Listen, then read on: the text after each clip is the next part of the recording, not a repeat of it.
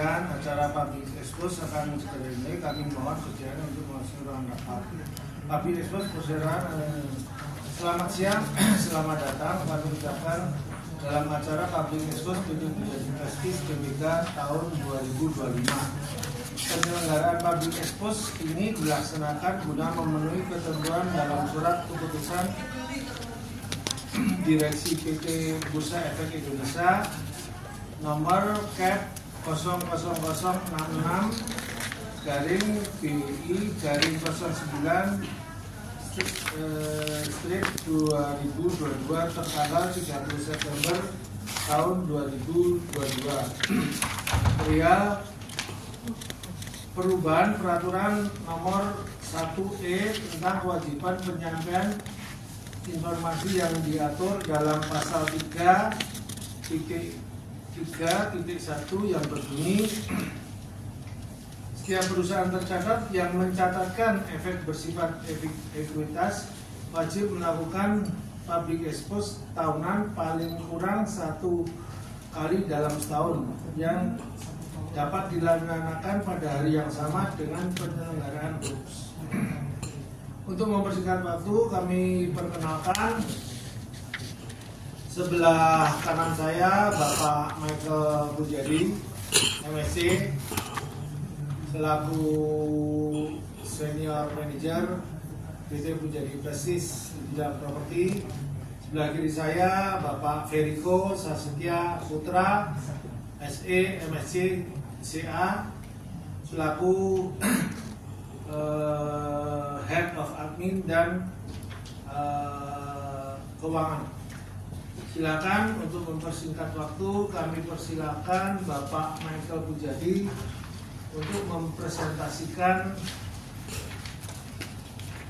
public expose. Silakan Pak Michael Pujadi. Baik, terima kasih. Pertama saya akan menjelaskan tentang pendirian perusahaan. Ini tentang pendirian perusahaan yang bisa dilihat di slide ini. PT Pujadi Prestis Tbk perusahaan ini didirikan berdasarkan akta notaris Miriam Magdalena Indriani Wiradi SH nomor 21 tanggal 11 September 1980 dan sudah disahkan oleh Menteri Kehakiman Republik Indonesia dalam surat keputusan nomor YA 5156/12 tanggal 26 Februari 1981. Anggaran dasar perusahaan telah mengalami beberapa kali perubahan, antara lain penyesuaian Undang-Undang Perseroan nomor 40 di tahun 2007 yang tertuang di dalam akta nomor 29 tanggal 30 Mei 2008 oleh Notaris Wiliana Salim SH di Jakarta dan telah memperoleh persetujuan dari Kementerian Hukum dan Hak Asasi Manusia Republik Indonesia dengan surat keputusan AHU 45821 AH 0102 tahun 2008 tanggal 29 Juli 2008. Perubahan terakhir anggaran dasar perusahaan berdasarkan salinan penyataan keputusan rapat perubahan anggaran dasar PT Pujadi Prestis Tbk ini nomor 6 tanggal 13 Juni 2024 yang dibuat di hadapan Bu Christina Susanto SH Notaris di Jakarta dan telah memperoleh persetujuan dari Kementerian Hukum dan Hak Asasi Manusia RI dengan surat keputusan AHU berikut di tanggal 14 Juni 2024. Perusahaan ini beralamat di sini, Hotel Jakarta, lantai 21, Jalan Raya Buruk, nomor 126. Website dan alamat email sebagai berikut. Dan berikut kita bisa ke halaman nomor 2. Untuk menjelaskan informasi tentang perusahaan berdasarkan keputusan rapat umum pemegang saham tahunan nomor 40 yang dibuat oleh Notaris Christina Susanto SHM Menteri Keuangan tanggal 31 Mei 2023. Susunan Dewan Komisaris dan Direksi sebagai berikut untuk PT Pujadi Prestis ini. Yang Dewan Komisaris utama adalah Bapak Kusmian Pujadi MBA, Komisaris Bapak Aryo Tejo, dan Komisaris Independen Bapak Octavianus Halim MBA. Untuk Dewan Direksi ada Direktur Utama Pak Damian Pujadi MBA, ada Direktur Pak Toto di sini, dan juga Sekretaris Koperasi Ibu Ena. Baik, kita bisa lanjut ke halaman berikut, yaitu halaman ketiga. Dan saya ingin menjelaskan beberapa kendala yang akan dihadapi kita dan juga perusahaan lain di tahun 2024 dan juga tahun ini. Yang pertama, salah satunya adalah mungkin kalian sudah tahu harga tren bahan baku steel atau wood memiliki kenaikan, dan itu kadang-kadang membuat lebih sulit untuk merencanakan proyek karena cost-nya akan meningkat, mungkin revenue price akan mirip, jadi sulit. Dan terkait dengan itu, yang kedua adalah tingginya harga tanah. Mungkin kalian juga tahu NJOP sudah naik kembali di Jakarta, dan karena pernah pause di COVID tapi sekarang sudah meningkat, sehingga akuisisi tanah pasti lebih mahal dari biasanya. Dan yang ketiga, ada rumor bahwa daya beli masyarakat, demand, turun, mungkin karena job loss atau mungkin karena faktor ekonomi lain. Itu akan membuat jelas lebih sulit untuk penjualan rumah, untuk hotel, untuk aktivitas penyewaan apartemen dan lain. Juga yang keempat, juga selalu ada kesulitan perizinan di Indonesia, masih tetap sulit, dan kita akan terus ada di tahun ini dan tahun depan. Dan yang kelima, yang terakhir adalah infrastruktur, fasilitas Pemda dan pemerintah, karena banyak tempat sebenarnya di Indonesia bagus untuk bisnis hotel atau bisnis wisata, tapi hanya tergantung dengan fasilitas infrastruktur jalan atau airport yang bagus memadai.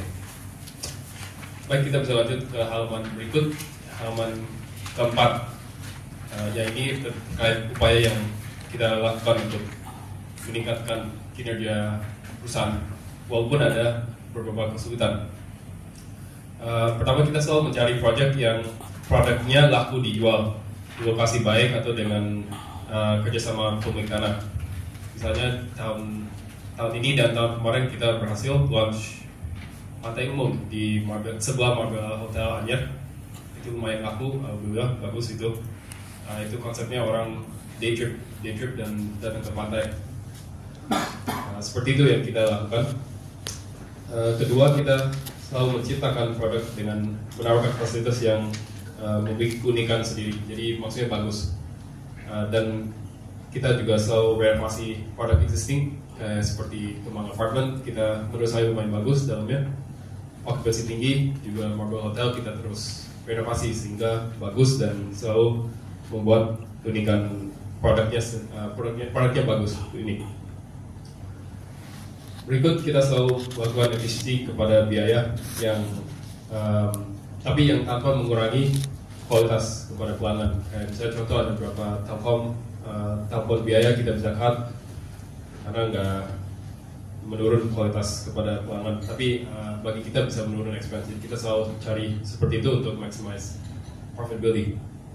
Yang berikut juga deal revenue sharing dengan beberapa produk property tertentu, dan juga selanjutnya dengan cara marketing, karena sekarang banyak orang seperti kita semua tahu cara belanja atau cari tahu tentang hotel property selalu dengan penampilan digital di Google Search atau di Google Maps atau di property online listing. Jadi kita selalu melakukan sesuai itu, termasuk Instagram, social media. Yang keenam, kita meningkatkan kualitas SDM. Kita kadang-kadang sebut human capital, berarti menjaga kualitas karyawan. Kita ingin yang paling pintar dan selalu mengadakan training. Saya selalu memastikan training kita bagus untuk karyawan. Dan terkait itu juga selalu merekrut karyawan yang bagus, profesional, yang bisa lakukan inisiatif baik untuk perusahaan. Baik, jadi di halaman berikut kelima, saya ingin menjelaskan beberapa asumsi saat kita konsolidasi laporan keuangan untuk tahun ini 2025 dan proyeksi tahun depan. Yang paling penting adalah untuk occupancy. Untuk apartemen, kita asumsi yang sebagai berikut. Sebenarnya occupancy kita lumayan bagus di Perpanca Apartment, di Kemang Apartment. di Azalea juga memiliki Azalea Suites Cikarang juga memiliki apartment occupancy lumayan bagus. Dan selain itu kita juga ada PT HMPI yaitu Marbella Hotel.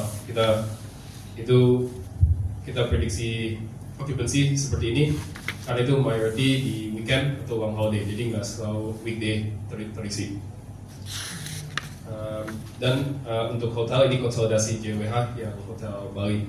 Itu sebenarnya penuh sekali sih, hampir 90% biasanya. Jadi itu lumayan bagus. Dan untuk average room rate harga kita juga bisa prediksi, kita bisa asumsi di Jakarta apartemen per month yang kita memiliki di daerah Jakarta Selatan biasanya semuanya di atas 9 juta. Ada juga yang puluhan 20-an juta per bulan. Itu asumsi, itu harga yang kita dapat sekarang. Asumsi masih bisa dapat di proyeksi tahun ini dan tahun depan. Dan untuk hotel juga sebagai berikut, sampai 1 juta karena dengan kondisi budget masyarakat dan juga dengan kondisi renovasi produk kita. Dan jangan lupa catatan ini semua akan tercapai apabila kondisi makroekonomi, politik tidak ada bencana alam dan semua lain yang akan kondusif terhadap ini. Baik, jadi saya akan pasang kepada Pak Ferko untuk dijelaskan yang halaman ini. Terima kasih.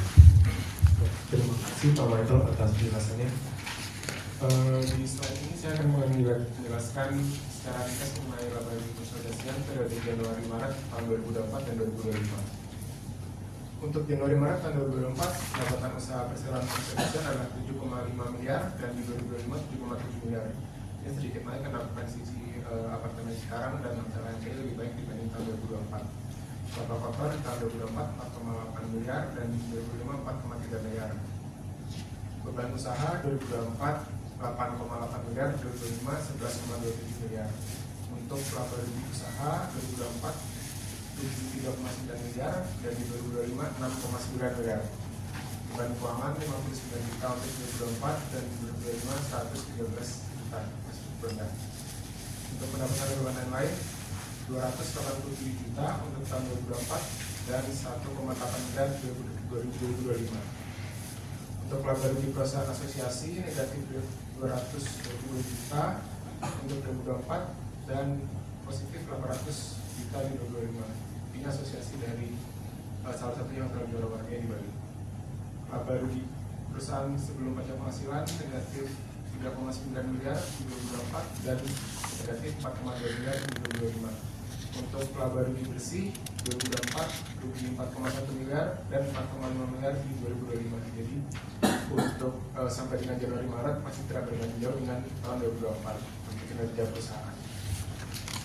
Lalu selanjutnya untuk periode Januari Desember kita akan bandingkan laporan audit 2023 dan 2024. Seperti yang dijelaskan di LPS 2024 pendapatan usaha mengalami kenaikan 9,67% dari 37,6 miliar menjadi 41,2 miliar. Laba kotor naik dari 22,2 miliar menjadi 23,3 miliar. Laba rugi usaha sebelumnya rugi 13,4 miliar menjadi rugi 10,7 miliar. Untuk pendapatan dan beban lain 2023 6,6 miliar dan di 2024 membutuhkan 3,5 miliar. Laba rugi perusahaan asosiasi 2023 sebelumnya 7,1 miliar sekarang menjadi 4,7 miliar untuk tahun 2024. Lalu ada laba rugi sebelum pajak penghasilan 131 juta di tahun 2023, di tahun 2024 rugi 3 miliar 9 juta. Untuk laba bersih tahun berjalan sebelumnya tahun 2023 untung 360 juta dan di tahun 2024 rugi 3,4 miliar. Untuk komprehensif lain ada untung 1,3 miliar di tahun 2023 dan rugi 3,7 miliar di tahun 2024. Selanjutnya akan dijelaskan oleh Bapak Tata mengenai tahun 2024 dan performa tahun 2025.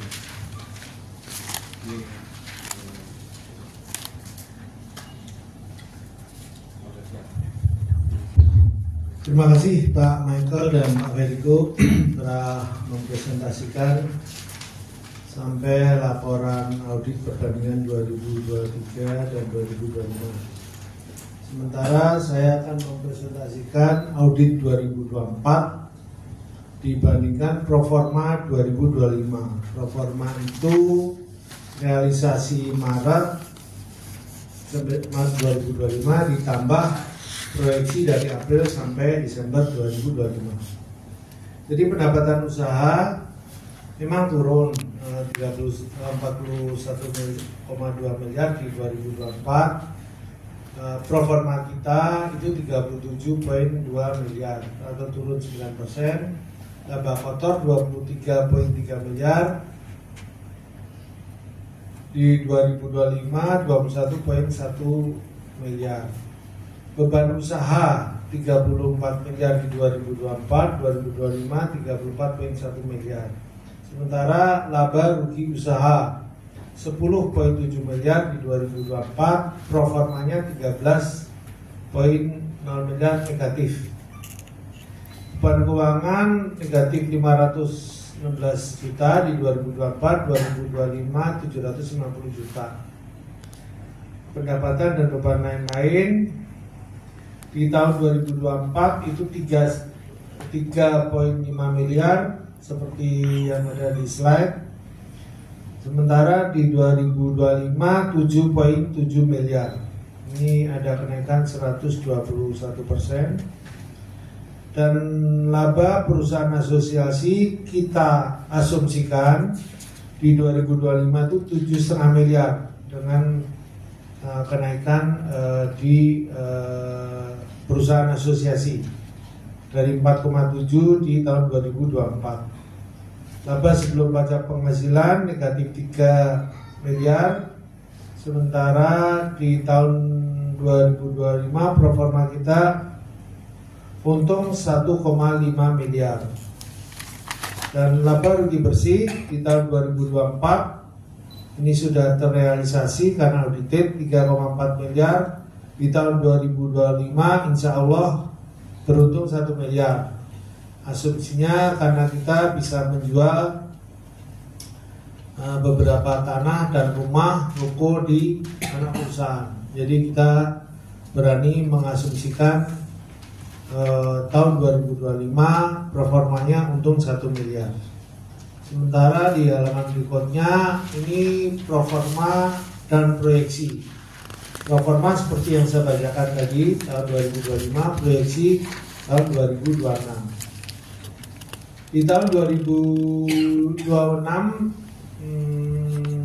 mudah-mudahan karena sekarang sudah ada anak perusahaan yang baru mau mencari lahan-lahan yang prospektif. Jadi saya mengasumsikan pendapatan usaha naik 6,28% atau dari 37,2 miliar proforma menjadi 39,6 miliar. Laba kotor 21,1 miliar untuk tahun 2026, 23,0 miliar atau naik 9,1%. Beban usaha otomatis naik dari proforma 34,1 miliar menjadi 35,7 miliar, naik 4,8%. Laba rugi usaha negatif 13,0 miliar di proforma, di 2026 negatif 12,7 miliar. Sementara beban keuangan 750 juta. Beban keuangan di 2026 765 juta.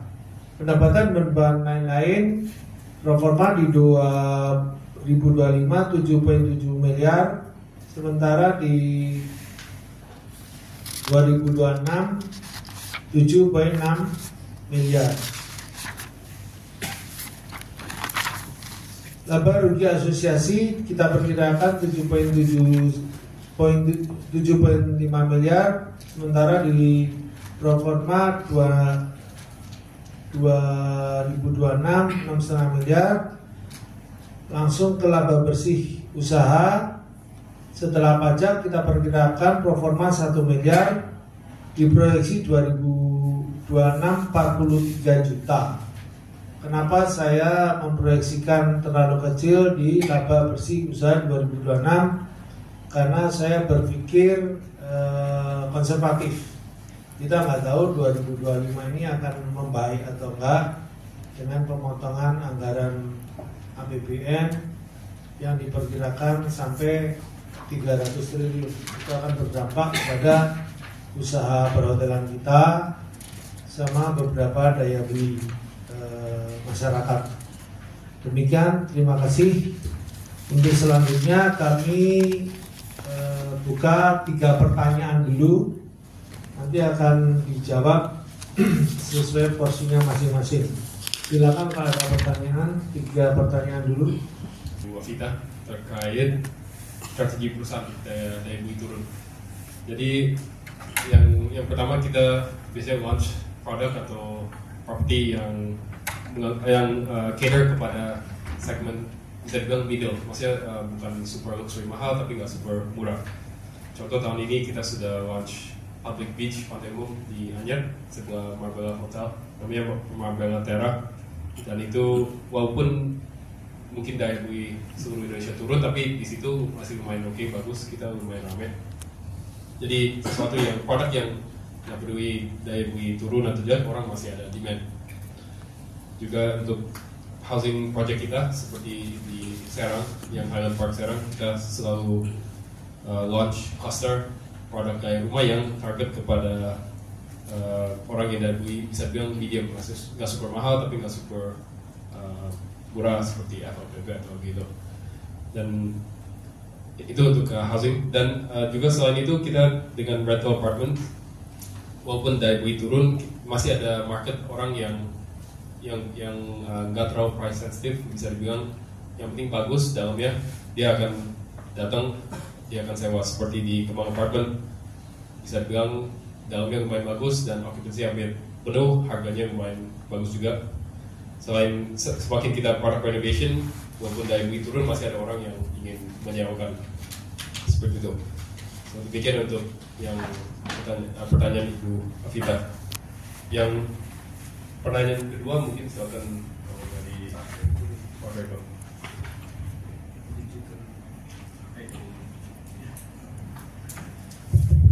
Terima kasih Pak Michael. Untuk Pak Supriyanto dari media, untuk untuk belanja selanjutnya apa ya? Jadi sesuai dijelaskan Pak Michael sebelumnya, saat public expose kita memang masih mencari proyek baru. Tentunya kita akan mencari lokasi yang bagus, yang berpotensi. Untuk tahun sebelumnya kita telah memutuskan untuk di Jakarta, daerah Jakarta. Kita pernah memutuskan untuk membuat rumahan dan mungkin ada area komersial juga. Itu untuk belanja modal ke depannya, harapan kali begitu Pak ya. Lalu untuk laba rugi 2024-2026, kalau Bapak kita bisa lihat bersama di sini ya, contohnya untuk yang 2025 di poin nomor 7 itu berperan cukup tinggi Pak. Laba rugi perusahaan asosiasi. Di dalam situ komponennya ada penjualan rumah di Serang yang kita absorb di situ dan hotel di Bali. Jadi memang kebetulan tahun 2025 ini perbandingan cukup jauh sehingga berdampak sama laba rugi bersih kita. Jadi memang kalau lihat kasat mata pendapatan usaha naik, kita ada penjualan, tapi kenapa laba ruginya seperti turun gitu kan, berbalik. Kebetulan di tahun ini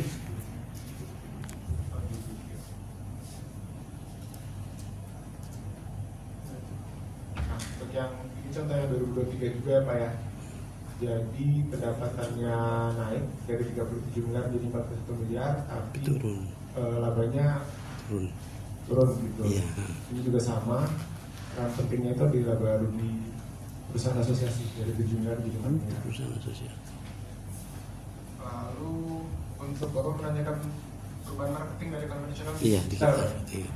Jadi memang industri kita kan bukan seperti digital seperti FMCG kita real estate. Cuman yang saya lihat berdasarkan survei kami, berdasarkan riset kami, digital tetap berperan penting. Kita ada perumahan, kita yang sebelumnya pakai agent broker tradisional, sekarang udah digital. Kita ada hotel yang sebelumnya canvassing, sekarang juga udah main sosial media. Apartemen pun juga begitu. Sebelumnya kita canvassing, kita ke embassy, kita ke perusahaan, sekarang kita main digital marketing. Memang dampaknya tidak sebesar industri lain, cuman saya berani bilang cukup berdampak di kinerja perusahaan. Harapan saya mau dijawab ya. Terima kasih Pak.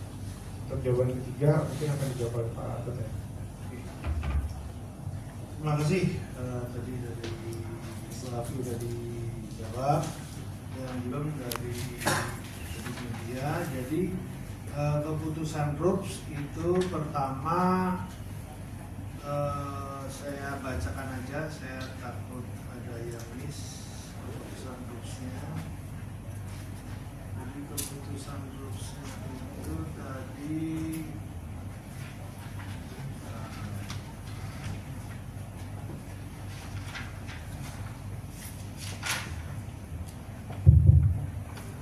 pertama, keputusan RUPS-nya menyetujui dan menerima baik laporan tahunan Direksi Perseroan yang terdiri dari laporan tahunan 2024 yang berakhir 31 Desember 2024 yang termasuk laporan Dewan Komisaris tentang tugas dan pengawasan yang dilakukan selama tahun buku 2024. Itu telah disetujui oleh pemegang saham yang hadir tadi. 100 pemegang saham yang hadir tadi 82% itu menyetujui 100% mengenai laporan tahunan. Kedua, laporan keuangan konsolidasian dan entitas anak yang berakhir 31 Desember 2024 terdiri dari laporan posisi konsolidasi, laporan posisi keuangan konsolidasian, laporan laba rugi komprehensif dan lain konsolidasian, laporan perubahan ekuitas konsolidasian, dan laporan kas konsolidasian yang telah diaudit oleh Kantor Akuntan Publik Doli Bambang Sudajadi dengan disajikan secara wajar dalam semua hal material. Itu telah disetujui, dan maka telah disetujui laporan keuangan 2024. Maka sesuai dengan ketentuan anggaran dasar pasal 13 ayat 6 memberikan pelunasan pembebasan tanggung jawab sepenuhnya ekuitas kepada anggota direksi dan anggota komisaris atas pengurusan dan pengawasan yang telah dijalankan selama tahun buku 2024 sejauh tindakannya tercermin di dalam laporan keuangan dan laporan keuangan perseroan 2024. Kedua, karena agenda pertama kedua berkaitan, menyetujui dan menerima baik keputusan rapat yang menyatakan bahwa dikarenakan perusahaan mengalami kerugian maka tidak membagikan dividen tunai. Itu keputusan dari RUPS mengenai agenda 1, agenda 2. Agenda 3 memberi kuasa kepada komisaris, menyetujui memberi kuasa kepada komisaris mengenai penunjukan kantor akuntan publik terdaftar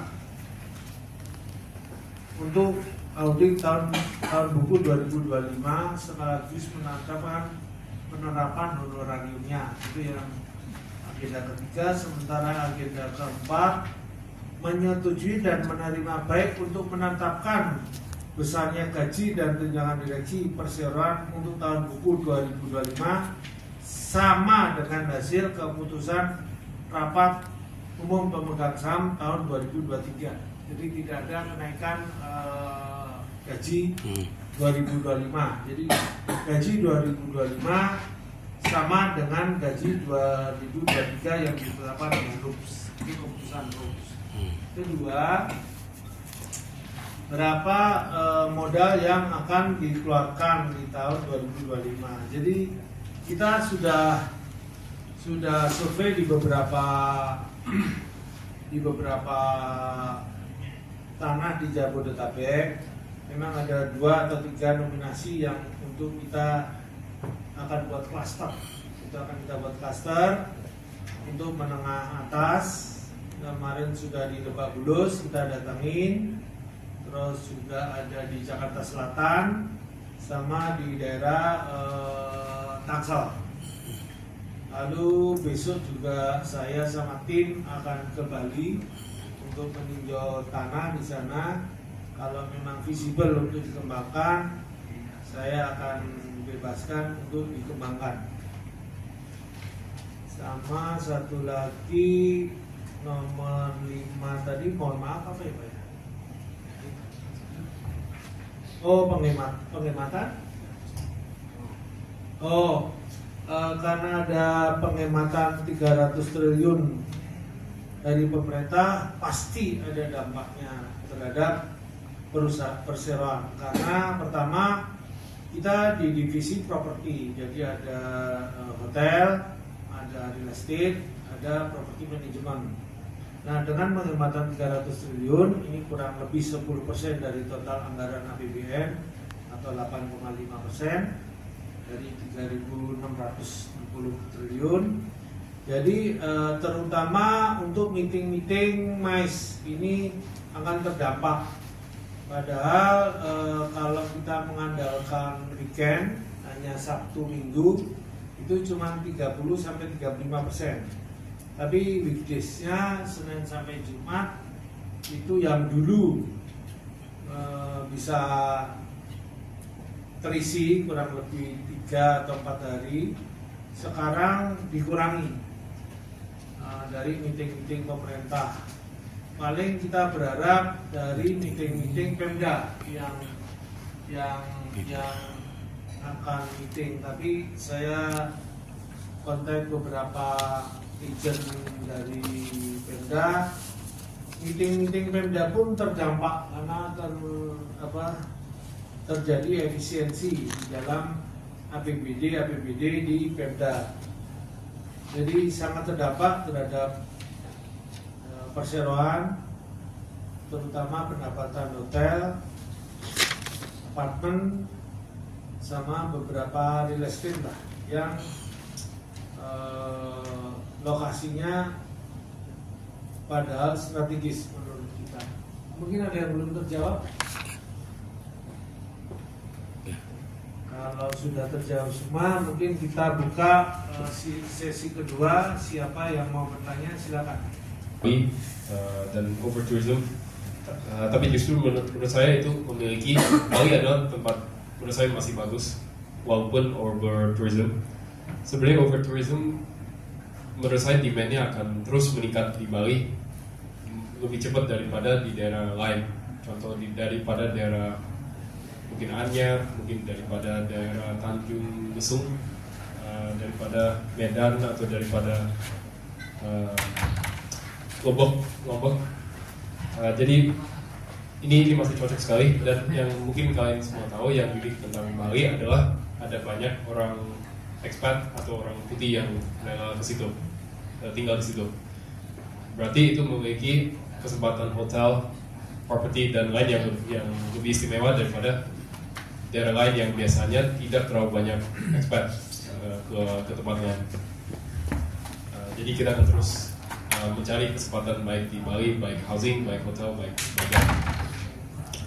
Dan mungkin saya bisa pesan ke Pak Fergo untuk pertanyaan yang lain. Oke, yang Pak Fergo tadi sudah dia menyerahkan ke saya. Jadi mengenai apa langkah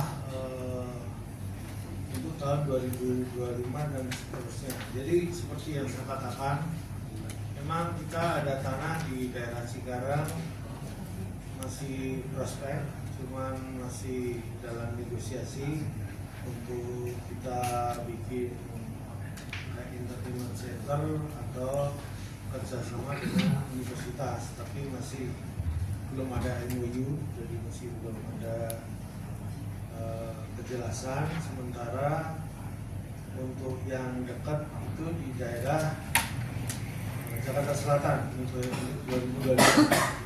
Jadi untuk mencetak 2025 itu yaitu proyek untuk klaster di Jakarta Selatan yang akan dikerjakan anak perusahaan yang terkonsolidasi dengan PT Pujian Prestis PPK. Mungkin itu yang saya ungkapkan. Mungkin masih ada pertanyaan lagi, monggo silakan. Fania ya, terkait penurunan ekspat, Tapi justru di beberapa rental apartment kita terus supplement dengan cari other local tenants Indonesian yang bisa menyewa. Contoh di Cikarang yang kita memiliki Asoy Suites, kita terus cari local Indonesian tenants daripada hanya expat Jepang. Di Jakarta Selatan seperti Perpanca Apartment, seperti Kemang Apartment, kita terus ada Indonesian tenants selain expat. Jadi walaupun betul expat menurun, kita mampu attract customer segment selain expat untuk bisa terus bertumbuh revenue. Ya, mungkin saya bisa melengkapi jawaban Pak Michael. Jadi di hasilnya Suite Cikarang itu dulunya memang kita banyak disewa oleh Jepang. Kenapa? Karena jarak antara Jakarta Cikarang waktu itu masih macet kurang lebih 2 sampai 2,5 jam. Jadi dengan adanya beberapa tol yang seperti MBZ lah, ada tol dari Cilincing. Sekarang ke Cikarang sangat cepat, yaitu 40 menit dari Jakarta. Sementara di Cikarang bagi masyarakat ekspatriat Jepang kekurangan entertainment, sementara di Jakarta entertainment banyak sekali. Jadi itu memang tantangan bagi kita. Soal manajemen memutuskan, ya udah karena Jepang juga berkurang, masih ada sih yang long term, cuman berkurang. Akhirnya kita pindah ke lokal atau domestik, dan itu masih bagus. Peningkatannya juga masih bagus dibandingkan tahun sebelumnya. Cuman resikonya average room rate-nya turun. Karena kalau Jepang kita bisa kenakan dalam ekivalen US dollar, walaupun kita dengan rupiah, tapi dengan lokal rate-nya turun karena keterbatasan budget dari perusahaan lokal. Kemudian mungkin ada pertanyaan lagi, silakan. Dan itu kita ada bagian development. Jadi kita survei dan kita survei mungkin lebih dari 10 lokasi yang kita akan bebaskan. Dari sisi akses, dari sisi lingkungan sudah matang atau belum. Terus dari sisi pasar. Pasar itu baik market segmennya kita mau menengah atau atas. Dari sisi harga juga kita telaah dulu. Nah setelah kita telaah harga tanah misalnya X, setelah menjadi matang X plus 1, terus nanti waktu harga jual X plus 3. Nah berapa margin yang kita dapat, berapa kira-kira waktu jangka waktu penjualan selesai Pak. Jadi itu kita udah telah benar. Sampai dengan kemungkinan kalau tidak laku ada penjualan rumah, kita bisa jual kafling. Karena dengan jual kafling makanya harga akan lebih rendah sedikit, tapi lebih laku dijual selama itu mendapatkan keuntungan bagi perseroan. Kalau belanja modal kita sekitar antara 60 sampai 80 miliar Pak. Itu untuk 2 lokasi. Nah kalau sampai dengan selesainya proyek sama bangunan, ya total ambil 120 sampai 140 miliar kalau proyek itu berjalan. Karena beberapa tanah yang kita tinjau itu ada beberapa tingkat kesulitan. Misal tanah waris itu kan ada kesulitan tersendiri. Jadi misalnya ada tanah waris, terus orangnya harus dibayar lunas dulu, baru dia memberikan sertifikatnya. Sementara kita mau DP dulu, lihat sertifikatnya, berapa ahli warisnya, terus kita cek dulu. Nah, yang susah ini kalau tanah waris Pak. Nah, jadi memang orang-orang kaya dulu kan tanahnya lebar-lebar. Nah, cuman karena bapak ibunya atau salah satunya udah meninggal kan menjadi tanah waris. Nah itu biasanya ada sedikit panjang prosesnya. Kalau itu masih tanah PD atau tanah masih lengkap yang punya, itu lebih mudah. Dan untuk membebaskan di daerah Jakarta, karena NJOP-nya juga sudah tinggi. NJOP di Jakarta tuh ada beberapa lokasi NJOP-nya tuh lebih tinggi daripada harga pasar. Nah ini sangat susah karena pengaruhnya ke pajak final, pengaruhnya ke BPHTB itu kan dari minimum NJOP daripada transaksi kalau harga transaksinya di bawah NJOP. Jadi sebetulnya kendala-kendala itu yang membuat kita menjadi agak mundur setahun 2 tahun ini, Pak. Demikian, apakah sudah terjawab semua, Pak? Terima kasih. Mungkin masih ada lagi. Mungkin apabila ada kesalahan di dalam presentasi ini, bersama direksi dan staf senior manager, saya mohon maaf dan batin kalau ada kesalahan di dalam presentasi ini. Terima kasih. Terima kasih Bapak Toto Sasetyo, Bapak Michael Budiadi MBA, dan Bapak Feriko Sasetya SE FSC CA. Dengan telah berakhirnya Public Expose Perseroan, atas nama Perseroan kami mengucapkan terima kasih atas kesediaan Bapak Ibu para pemegang saham dan para hadirin sekalian yang telah mengikuti acara ini dari awal sampai dengan selesai. Akhir kata kami mengucapkan terima kasih yang sedalam-dalamnya atas kehadiran Bapak dan Ibu pada acara ini. Kami atas nama panitia mohon maaf yang sebesar-besarnya. Selamat siang.